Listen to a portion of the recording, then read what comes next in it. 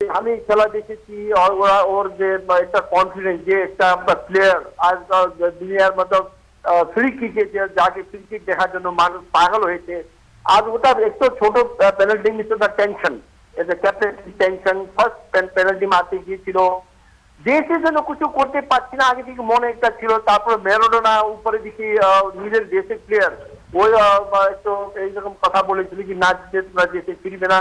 তো এত টেনশন একটা প্লেয়ার নিয়েছে, আমার একটা কারণ আছে, ও এই মুহূর্তে ও অ্যানাউন্স করেছে দেশের জন্য আমি খেলবো না বলে।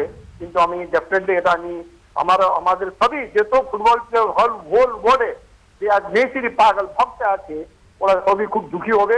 আমার মনে হয়তো কিছু দিন পরে ও এটা রিলাইজ করে হয়তো এটা চেঞ্জ করতে পারবে ডিসিশন।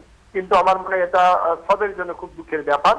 আর এটা একটা ক্যাপ্টেন ছিনে আমি একটা ট্রফি দিতে পারলাম না, ওর মনে এটা একটা বিরাট কষ্ট ছিল বলে আমার মনে হয়েছে বলেই, ও কষ্ট হয়েছে বলে এটা অ্যানাউন্স করে।